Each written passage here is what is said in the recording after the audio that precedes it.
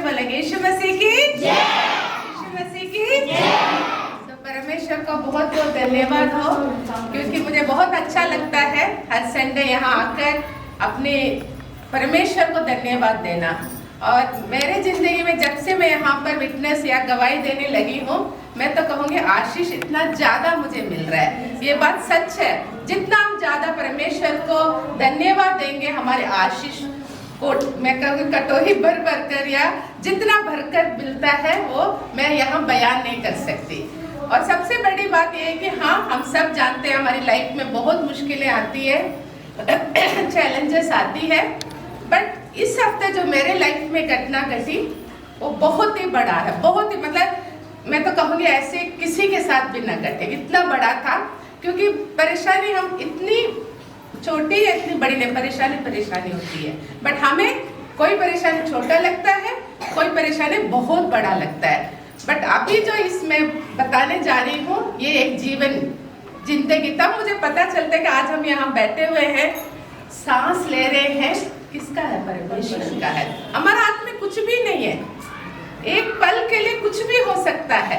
वही एक घटना मैं आज बताने जा रही हूँ, बट वहां पर भी कैसे परमेश्वर ने अपना महिमा दिखाया वो मैं आज यहाँ बताने जा रही हूँ।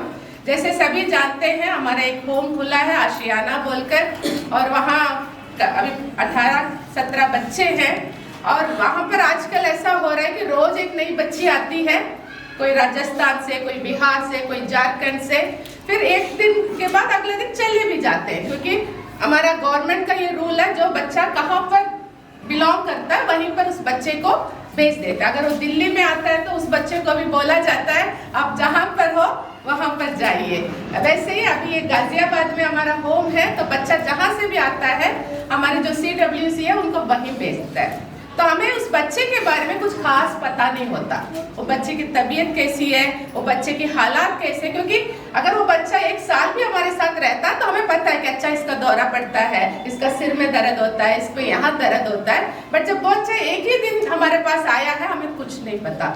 और आप करीब 17 तारीख ठीक 12 बजे, मतलब 18 तारीख शुरू हो गया, अचानक मुझे यहाँ आशियाना से गर्ल्स होम से कॉल आ रहा है, मैम XYZ एक लड़की है, बेहोश हो गई और आंख ऊपर चला गया।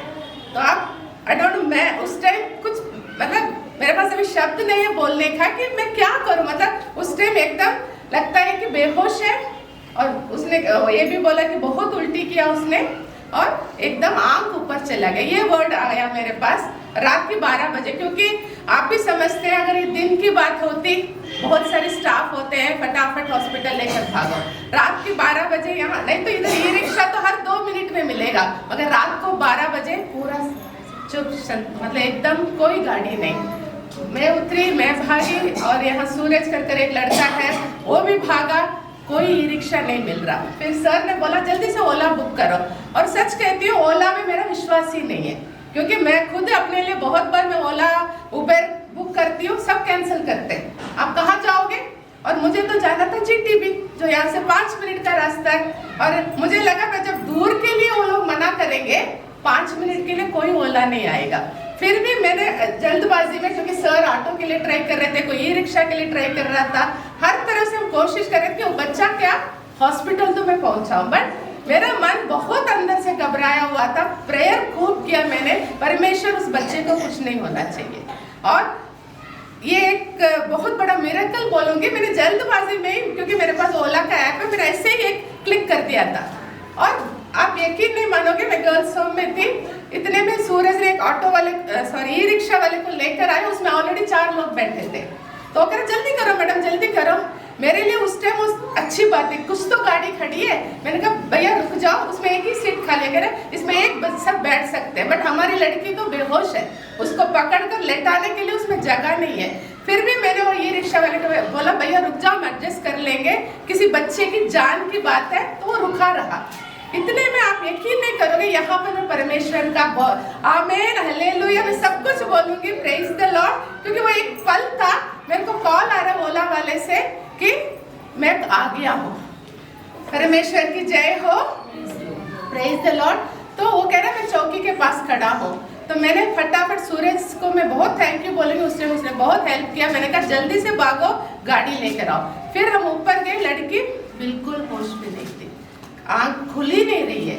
तो एकदम सच कह रही हूँ, अपने मन की बात कह रही हूँ कि पता नहीं लग रहा था सब ठीक है या नहीं है, मगर मुझे लगा हॉस्पिटल लेना है।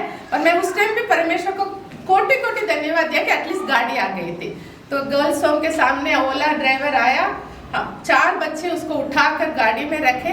मेरा दिल ऐसे ऐसे, क्योंकि मैं चाह रही थी वो बच्ची ठीक हो, क्योंकि वो बेहोश की हालत में थी। मगर फिर मैं परमेश्वर को धन्यवाद दूंगी। सभी बोलेंगे हालेलुया, हालेलुया, हालेलुया, हालेलुया, क्योंकि ये बहुत ऐसा क्षण है या ऐसा टाइम है कि हमें पता नहीं है कि उस बच्चे में जान है या नहीं है। और वो 1 सेकंड या 1 मिनट नहीं, कम से कम आधा घंटा, क्योंकि बच्चे को हॉस्पिटल लेकर जा रहे हैं।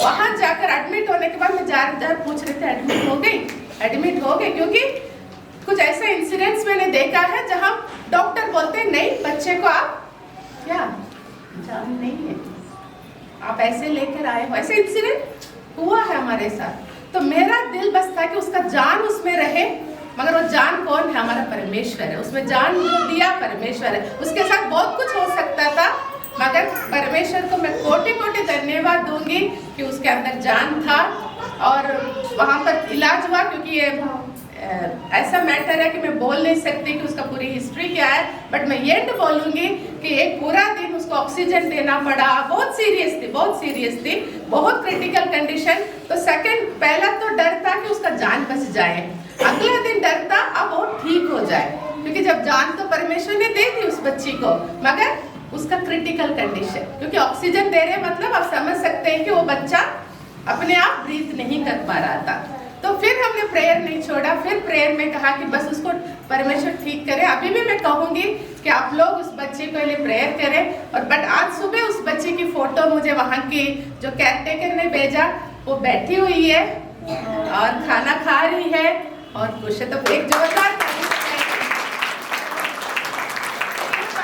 मेरे लिए, मेरी जिंदगी के लिए एक ऐसा चीज है। हाँ, परमेश्वर हमारे साथ है, कष्ट में भी हमारे साथ है, हमें मुश्किलें आती है, बट उस मुश्किल से उठाने वाला सिर्फ एक ही है, वो है हमारा यीशु मसीह। आप सिर्फ उनके ऊपर विश्वास करो। और अभी भी मैं अकेली नहीं, बहुत लोगों ने उस बच्ची के लिए प्रेयर किया, मगर ये था एक इंसिडेंट, जान जाना, जान वापस आना और उसको ठीक करना सिर्फ हमारा परमेश्वर यीशु मसीह ही कर सकते हैं।